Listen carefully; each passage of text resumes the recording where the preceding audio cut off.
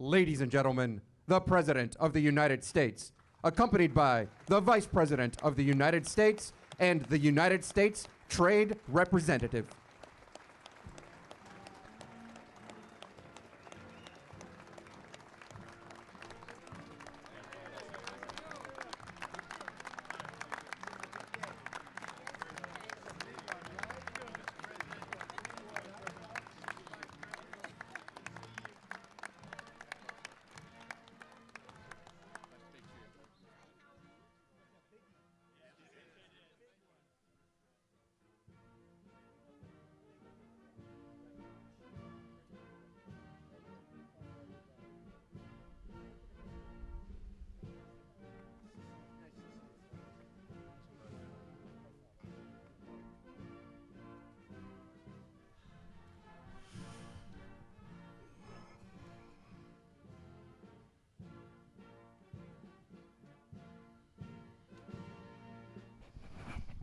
Well, thank you very much. Such beautiful music, such talented musicians, and we appreciate it very much. We have a tremendous list of people here today. In fact, so long that if I announced every name, we'd be here for about 3 hours. And we have to get back to business. Everybody does. Please sit down, please. But I want to thank everybody for coming to the White House on this very momentous, historic, and joyous occasion. It's been a long time. Everybody said this was a deal that could not be done. Too complicated, too big, couldn't be done. We got it done.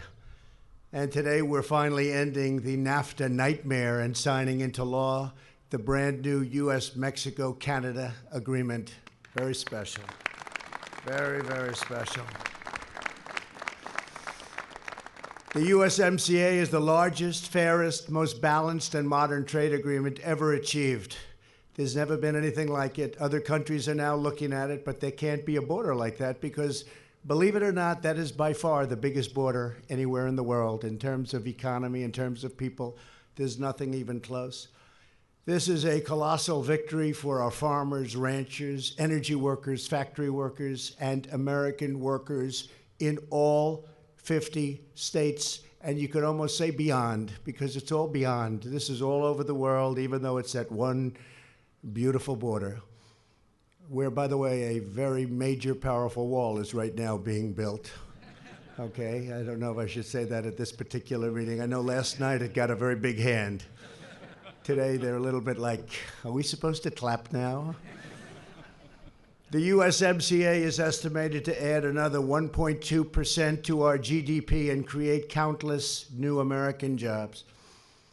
It will make our blue-collar boom, which is beyond anybody's expectation, even bigger, stronger, and more extraordinary, delivering massive gains for the loyal citizens of our nation.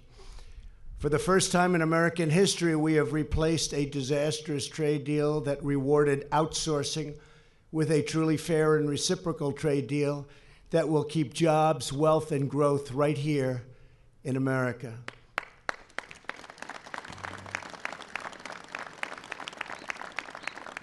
And in a true sense, it's also a partnership with Mexico and Canada and ourselves against the world. It's really a trade partnership, if you look at it that way. And it's a day of great celebration in all three countries. I want to thank our amazing Vice President, Mike Pence, who helped us so much with the deal.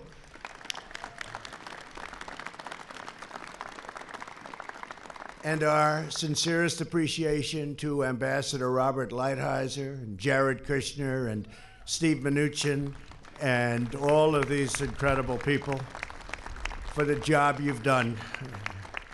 Like I said, they said it couldn't be done. Welcome also to many members of Congress who were key to getting the deal done, including Senator Grassley. Where's Chuck? Where is Chuck? Oh, he was brutal. He would call me. He would say, how is it going? How is it going? And with Chuck, you just don't mess around. You said, we'll get it done. Don't worry. Thank you, Senator, very much. And Pat Roberts, Martha McSally. And I want to just, if I could, mention, because we do have some incredible people that work so hard, and senators, and maybe I'm being just nice to them because I want their vote. Does that make sense? I don't want to leave anybody out. Hey, Congressman, I already got your vote, 196 to nothing. The hell with you. I think I have to mention some senators that are here. But Marcia Blackburn, who's been so, where's Marcia Blackburn? Marcia, great. Marcia Blackburn, great state of Tennessee. Roy Blunt, thank you, Roy. Thank you, Roy. John Bozeman, thank you, John. Thank you very much. Great job. Mike Braun, he's become a big fixture on television and doing a great job. Shelley Moore Capito, thank you. West Virginia, great place. Senator Bill Cassidy. Senator, thank you very much. John Cornyn, thank you, John. Your poll numbers are looking good, John. Very, very good. You don't have to worry about Beto either, do you, John? A great young gentleman, and he's been with us right from the beginning, Senator Tom Cotton. Where's Tom? Thank you, Tom. Thank you, Tom. Kevin Kramer. Thank you, Kevin. Ted Cruz. Boy, has he been, where is Ted? Boy, oh boy, and he's dying to get back there and ask those questions, I know. He's sitting there, let me out of here, President. I want to ask those questions. He's got some beauties, I'll bet. Thank you, Ted, for everything. You've been incredible. Steve Daines, my friend from the beginning. Thank you, Steve. Joni Ernst. Joni Ernst. That was the team, the tag team with Chuck Grassley and Joni Ernst. It was impossible. I just say, just tell him I'm not in, please. Senator Deb Fischer. Terrific person. Terrific person. Lindsey Graham. Where's Lindsey? He may be having a news conference right now. He's working on something. He said, I'm going over to a news conference. I said, you know what? I'd rather have you at the news conference. Don't worry. We'll take care of it. A young, brilliant guy who's done incredibly well and respected by everybody, Senator Josh Hawley. Josh, tremendous. I think he's another one. He doesn't want to come over here right now. Where's John Hoeven? John, you have been so great. Thank you, John. John Hoeven. Senator James Lankford. He is a terrific person. We're just together on a very special day, right, James? Kelly Loeffler. Kelly, congratulations, Kelly. Really great. They already like you a lot. That's what the word is. Thank you, Kelly. Martha McSally. Good, Martha. Great. Jerry Moran. Jerry, thank you, Jerry. Did a great job in a lot of different ways. And another one is James Risch. James, fantastic job you do. And Mike Rounds. Where's Mike? Mike, thank you. He's always there, Mike. He's fantastic. Tim Scott, Mr. Opportunity Zone, and I think he's over there fighting. He's saying, just read the transcripts. That's what he's saying. He's great. Tom Tillis, who's doing pretty well, is what I'm understanding. Tom Tillis. Where's Tom? Yup. And Roger Wicker. By the way, is there anybody, thank you, Roger. Roger, is there anybody I didn't introduce? I would like to apologize immediately. Where's Rick? Where's Rick? He's been one of the greats. Oh, I figured he was over there. Rick, why are you not over there, Rick? Rick Scott has been so incredible. Great governor of Florida, a great, great governor. Now he's a great senator. Thank you very much. The rest of you I don't have to bother with. I'm sorry. You know the way it works in life, right? Right, Ivanka? That's the way it works in life. I'm trying to teach her, but she could actually teach me. Well, I want to really thank all of those people, and also with us is Kevin McCarthy and Kevin Brady and Mike Conaway and Vern Buchanan and Steve Scalise. They've been incredible from day one, and literally 100 other wonderful congressmen and women, and we appreciate you being here. And Kevin, congratulations on your big victory yesterday. That was incredible. And he's also a tremendous fundraiser. Not that that matters. We don't even think about that. But that was a big, big victory you had yesterday. Thank you very much. Also here are many of the state and local leaders, including a really good friend of mine, somebody that is going to get that pipeline through and approved and finished, Pete Ricketts of Nebraska. Where's Pete? Pete, Thank you very much. And a special man and a very popular governor and a very capable governor has done an incredible job, and he's been a tremendous supporter of all of us, Greg Abbott of Texas. Thank you, Greg. Great job. Great job you do. We're very grateful for the close partnership and cooperation with Prime Minister Trudeau and for our incredible friendship and the relationship that we've developed with President Lopez Obrador. We're honored to be joined by Acting Ambassador Hillman from Canada, Ambassador Barcena of Mexico, Mexican Undersecretary Seade, Mexican Minister of Economy Marquez, and Mexican Foreign Minister Ebrard. They were really great people. We got to know them very well. This was a long negotiation, complex. Spent a lot of time with them. Thank you very much for being here. And I want to say that I have our great cabinet right up here, but I'm not sure. I don't know. Ted, should I introduce the cabinet? You want to get back, right? Let's forget it. My cabinet is great, every one of them. Every one of them, they're fantastic. They are fantastic, and we appreciate it very much. You've done a great job. Getting good credits for what you're doing, and we really appreciate it. Really fantastic. After NAFTA's adoption more than 25 years ago, the United States lost nearly 1/4 of all of its manufacturing jobs, including more than 1 in 5 vehicle manufacturing jobs. Think of that. 1 in 5 jobs lost so needlessly. Thousands of factories were shuttered. Millions of manufacturing jobs were destroyed. And entire communities were devastated, from Ohio to Pennsylvania, Michigan to Maine, and California to North Carolina, devastated. 2 decades of politicians ran for office vowing to replace the NAFTA, and this was a catastrophe, the NAFTA catastrophe. Yet once elected, they never even tried. They never even gave it a shot. They sold out. But I'm not like those other politicians, I guess in many ways. I keep my promises, and I'm fighting for the American worker. And we're all fighting for the American worker. Everybody here is fighting for the American worker. This agreement is a tremendous breakthrough for American agriculture. Canada will finally provide greater access for American dairy. Canada's opening up. It will grow annual exports to our neighbors by an estimated $315 million. Poultry exports to Canada are expected to rise by at least 50%, and egg export could increase by 500%. Where is the Canadian folks? Where are they? You guys did a good job on us before this deal, I'll tell you. Canada was very tough, but they're good. They're our friends, so we appreciate it. Very importantly, Canada will finally give fair treatment to American-grown wheat. The USMCA is also a massive win for American manufacturers and auto workers. Under NAFTA, companies were given huge incentives to produce cars in foreign countries and ship them to America tax-free. No tax, no nothing. We lost our jobs, we closed our factories, and other countries built our cars. But we've changed that, and we're now setting records. The USMCA closes these terrible loopholes and includes strong provisions to ensure that new cars are fashioned by American hands. That's a fancy word of saying built, and manufactured with American labor. We have some of the great labor leaders here right now. I think James Hoffa. Where's James Hoffa?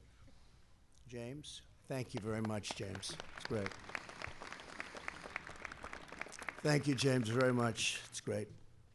Fiat Chrysler is already investing $4.5 billion in creating 6,500 new jobs in Michigan and opening up the first new Detroit plant in more than 30 years. And we have a lot of them happening. Ford is putting in $1.5 billion in creating 3,000 new jobs, while GM is investing $2.2 billion in creating 2,200 new jobs in Michigan to build vehicles of the future. And I believe we have the chairman and president and the bosses of those two companies. Please, Mary, where's Mary? Mary Barra, thank you very much. And Ford, thank you very much. We appreciate it. What a great job. Please stand. Come on. For that kind of money, anything over $2 billion, you're allowed to stand. Anything over $2 billion, otherwise we don't have you stand. Thank you. Thank you both very much. Steel Dynamics is building a $1.9 billion flat-rolled steel mill near Corpus Christi. And international automakers are pouring $25 billion into the United States, creating 50,000 new American jobs at a minimum. They are all investing in a future where we buy, hire, and drive American cars again. I like that. It's a very important part of the deal. Mexico and Canada have agreed to new labor protections that my administration negotiated. The USMCA is the first trade deal in nearly 2 decades endorsed by the AFL-CIO. Thank you very much. Great. That was great. Thank you.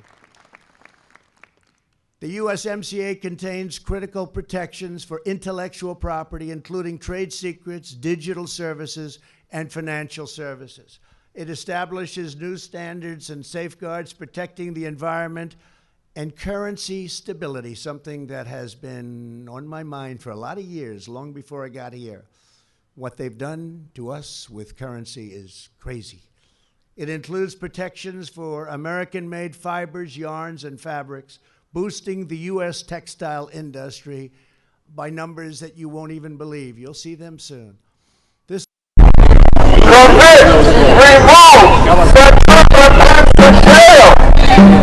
to our pro-worker, pro-American economic policies. Unemployment is at the lowest level in more than 50 years. It's great.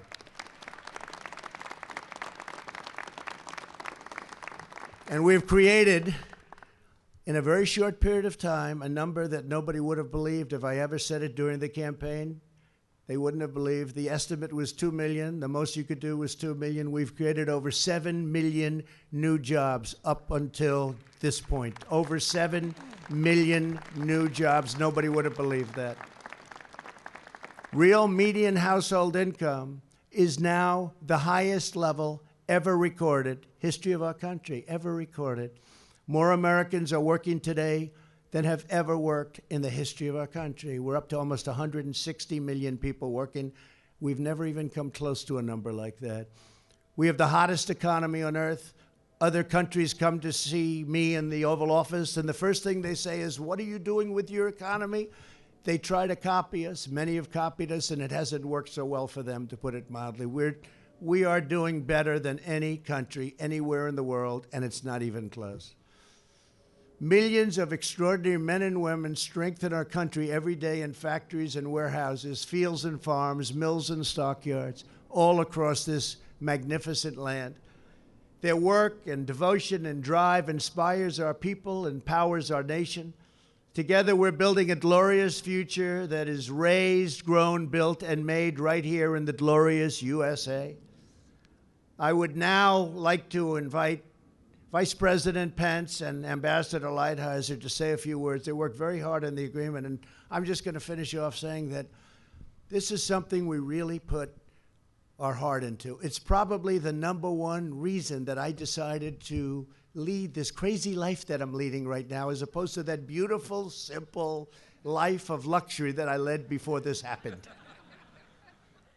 But I love doing it, and the reason I love doing it is that nobody in a period of 3 years has done so much as all of us have. Nobody. There's never been an administration that has done what we've done in the first 3 years. That means we're doing great things for the people of our country and beyond the people of our country. And it's a real honor to be involved and to have helped so many people. A real honor. And it's an honor to have all of you with us. Thank you very much. Mike, please say a few words. Thank you, Mr. President. Thank you, Mr. President. Mr. President, members of the Cabinet, especially Ambassador Bob Lighthizer, the governors, members of the Senate, members of the House of Representatives, leaders from businesses large and small across America. and all the hardworking Americans that are here and are looking on. This is a great day for American workers and American farmers because, Mr. President, thanks to your leadership, NAFTA ends today and a new era of jobs and growth begins under the USMCA. Mr. President, as a candidate and as our president, you said we could get this economy moving again. And with the support of the members of Congress gathered here, we cut taxes for working families and businesses large and small. We rolled back regulation. You unleashed American energy. But, Mr. President, you also challenged our party and the American people to think in new ways about international trade. And the American economy is booming. As you just said, more than 7 million jobs created, unemployment at a 50-year low.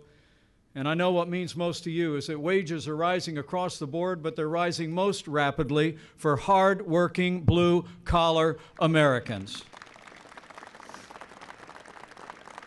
Mr. President, today you'll sign the largest trade deal in American history. And today, thanks to your leadership, we'll leave behind the failed policies of the past and have a new trade deal that'll benefit every American. As a son of the heartland, let me say, I couldn't be more grateful for your leadership. I saw firsthand how NAFTA hollowed out communities, caused thousands of factories to close, shuttered businesses in communities across my state and across the heartland. We saw thousands of jobs go south of the border. Over 1 million Americans lost their jobs. But thanks to your leadership, Mr. President, those days are over.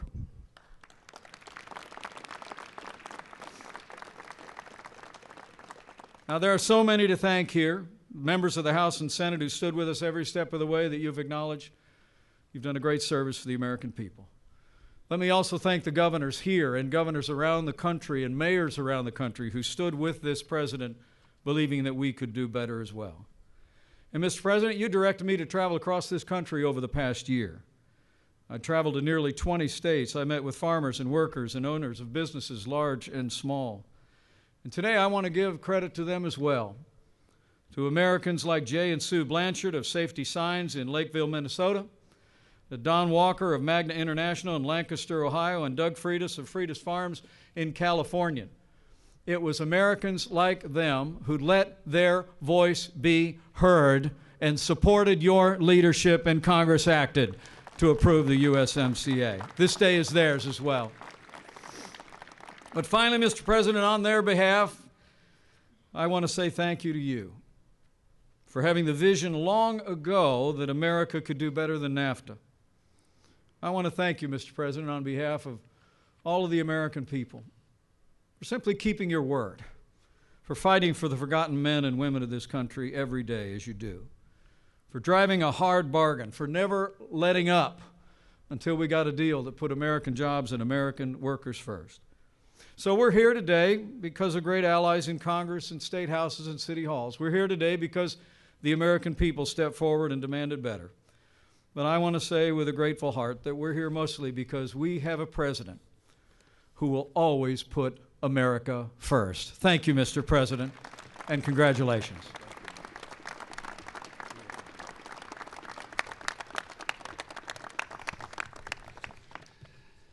Mr. President, Mr. Vice President, the President was elected in large part on his promise to change the direction of U.S. trade policy, a policy that for too long had led to exploding trade deficits, the outsourcing of U.S. jobs, and the brazen theft of American intellectual property. For many, NAFTA came to symbolize everything that was wrong with that policy. The agreement was highly controversial from the start and passed with a narrow majority in the House of Representatives. Many of those who cast votes in favor came to regret their decision. They did so because many of the promises that were made in order to procure their votes came to nothing. NAFTA's weak, unenforceable labor side agreement did not raise wages in Mexico. The outsourcing fears that prominent NAFTA voices, anti-NAFTA voices, came to nothing. And the situation got worse later in the decade when China joined the WTO. This experience colored every subsequent debate over trade policy, and nearly every trade agreement after NAFTA passed with an increasingly narrow majority, and often along party lines. President Trump set out to chart a new course.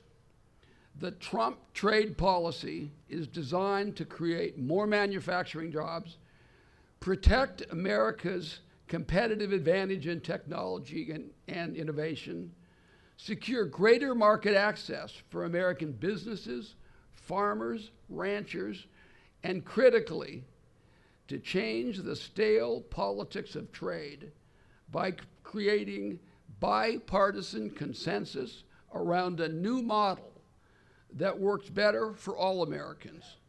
The USMCA achieves each of these goals. This great historic agreement is truly the result of extraordinary effort by many, many people. It is multinational, whole of administration, and bipartisan. It affects every sector, thousands of businesses, and millions of workers in our economy. Of course, the president was our leader and inspiration, and the vice president was intimately involved in this process in every single step and devoted an enormous amount of his first term to making sure that we succeeded. For that, I'm very grateful. The complexity of this effort is perhaps best shown by the fact that in the early rounds, as many as 1,000 negotiators from the 3 countries would be involved.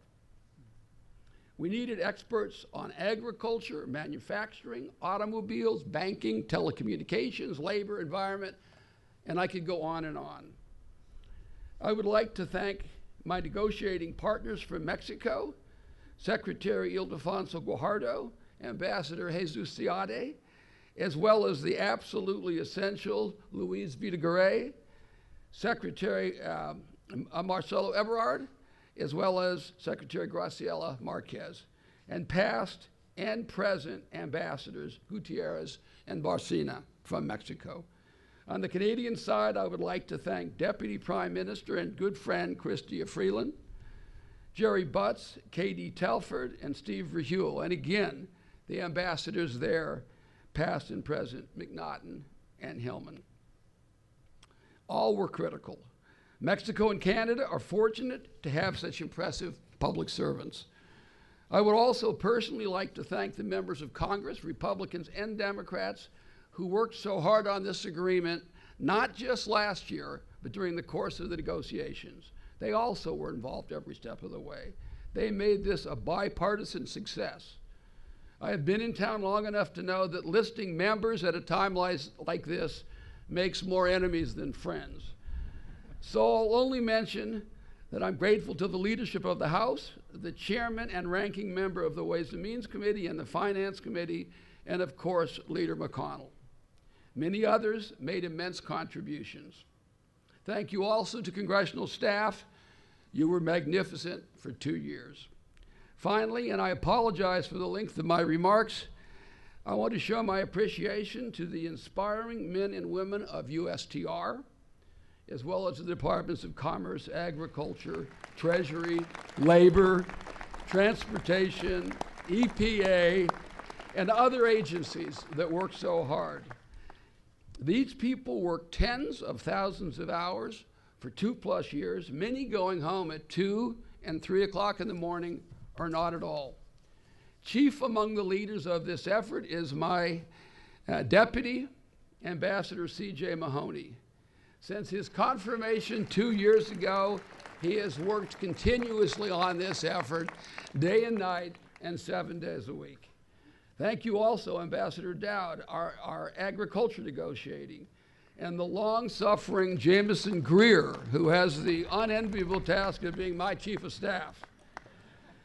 As I said 16 months ago, thank you also, Jared Kushner, my friend and partner, for all your work and guidance and support. I said before, from the heart, I mean it again now.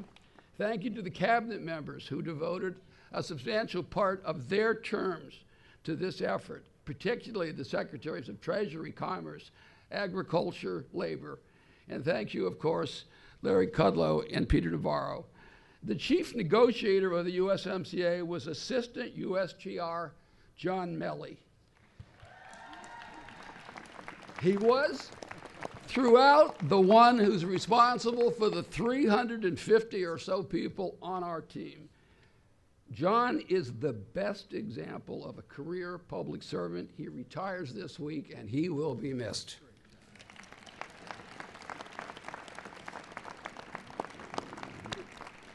In closing, let me just say that I mostly want to thank the President of the United States for allowing me to lead this special team, for his constant, steady leadership, and for always being supportive during very difficult times, and to congratulate him on his magnificent achievement.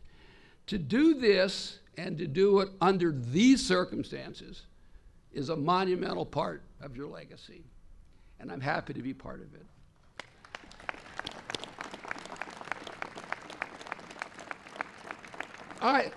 I'll end where I began. The President ran and was elected on replacing NAFTA with an agreement that puts American workers first, American farmers, ranchers, and businesses first, that will bring manufacturing back, help service industry workers, and raise wages. All I can say, if you'll pardon the appropriation, promise made, and 3 years later, promise kept.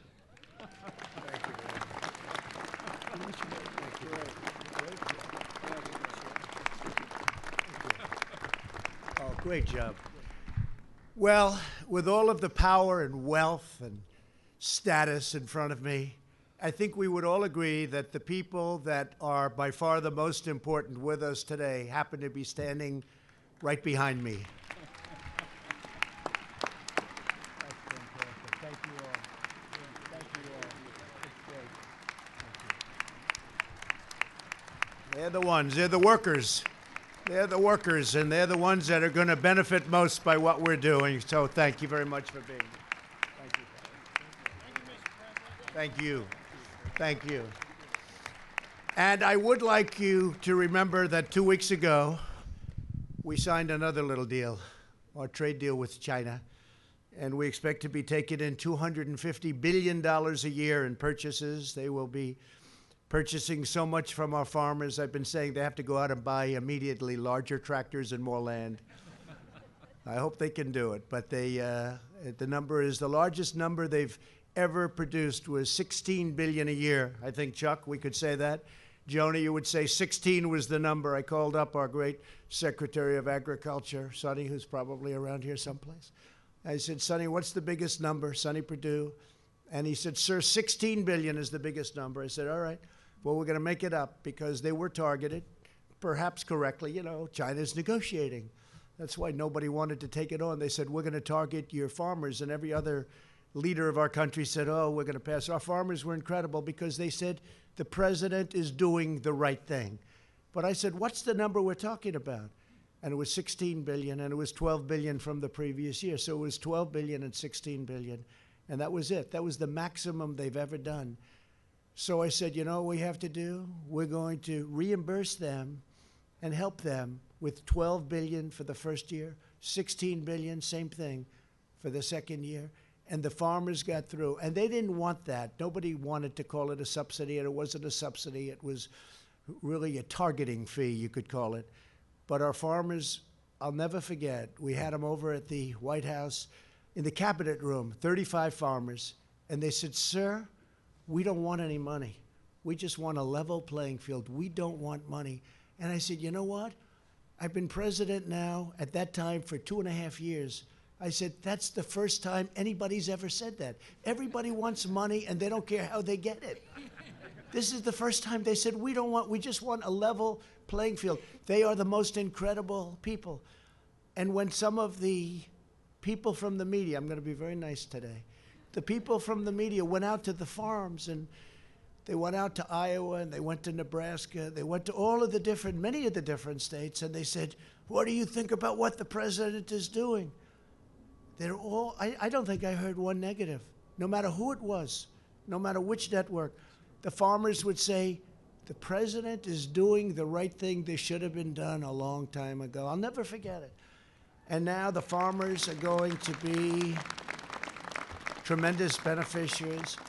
In fact, when Bob was getting ready to sign the agreement, very close, we were a few days off, and I said, what are we getting for the farmers? Sir, we have it up to $20 billion purchase. I said, make it 50. They said, what do you mean, make it 50? Remember that one, Bob? I said, make it 50. He said, sir, they can't produce that much. I said, they'll find a way to do it. I think they'll find a way. Chuck, if they don't find a way, I'm going to be very angry at you, okay? They'll find a way. But it's true. We had it down at 20. That's more than they had ever done before. I said, make it 50. And they're going to. I think China is going to really be terrific. I think our relationship has never been better. We're very much involved with them right now on the virus that's going around. We're working very closely. I spoke to President Xi. We're working very closely with China. And honestly, I think as tough as this negotiation was, I think our relationship with China now might be the best it's been in a long, long time. And now it's reciprocal. Before we were being ripped off badly. Now we have a reciprocal relationship, maybe even better than reciprocal for us, because we have a long way to go before we get back some of the $500 billion a year that we were losing for year after year to China. So we're very honored by that deal, and we're very honored by the USMCA. And I just want to thank everybody in the audience, because almost every one of you, indirectly or directly, was involved. And history is going to show you're going to be very, very proud of what's happening, and very proud of what's happening to our country. Thank you all for being here very much, and I'm going to have the honor of signing the USMCA. Thank you very much. Some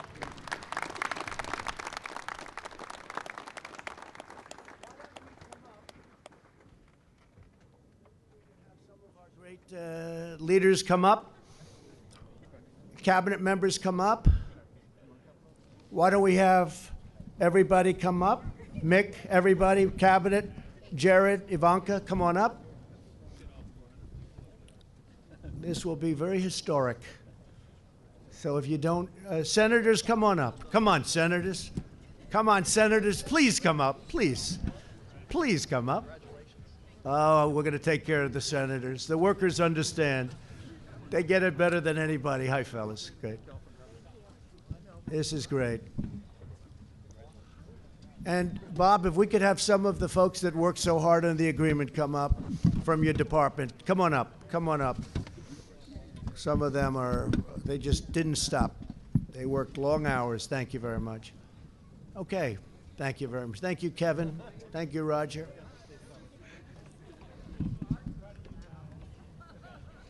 Okay. Thank you very much. I do. Thank you.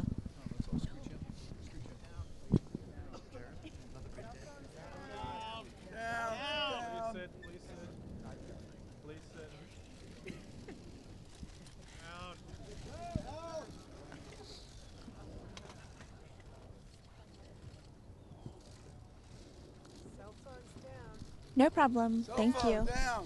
No more CPSN. Yeah. They're dealing with it.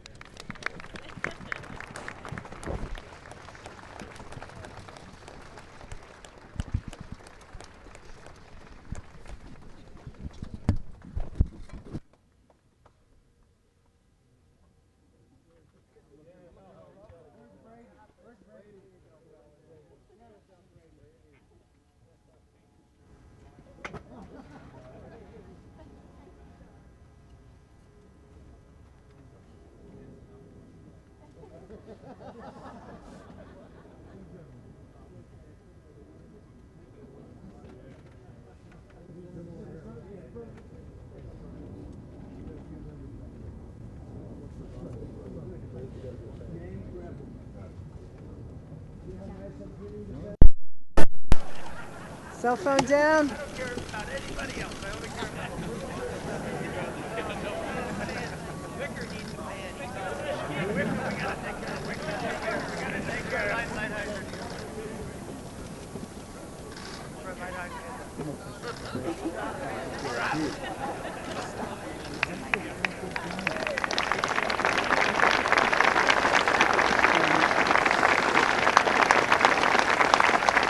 Cell phone down.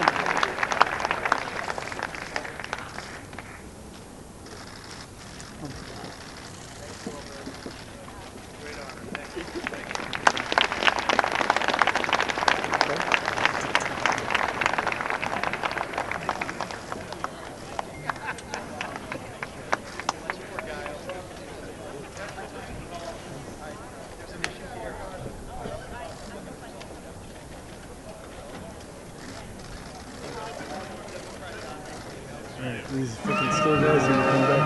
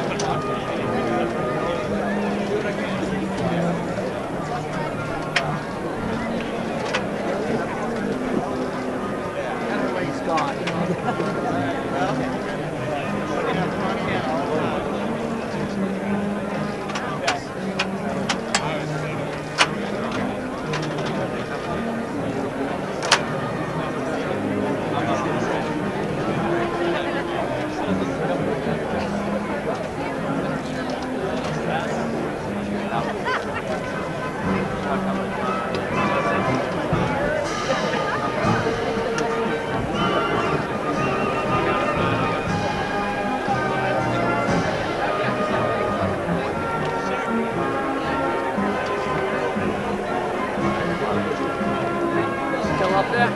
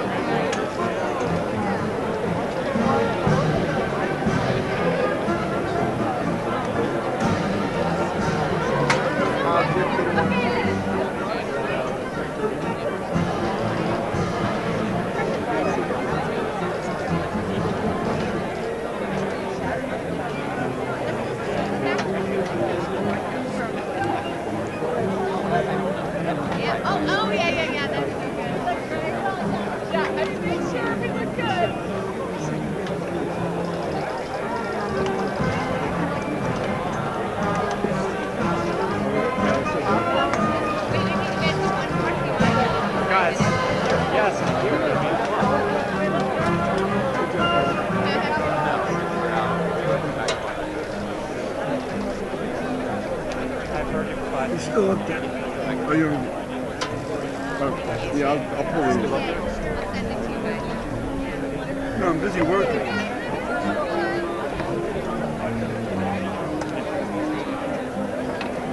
One thing I would note here, Stuart, is that President Trump has had the USMCA in his possession over here at the White House for about a week's time.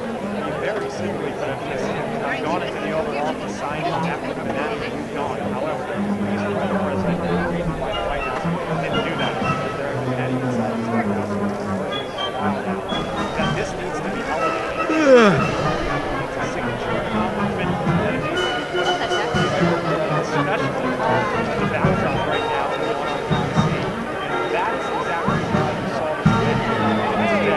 Here we go, week by week, month by month, and it feels like there's sort of a legislative accomplishment that this administration feels like it needs to highlight.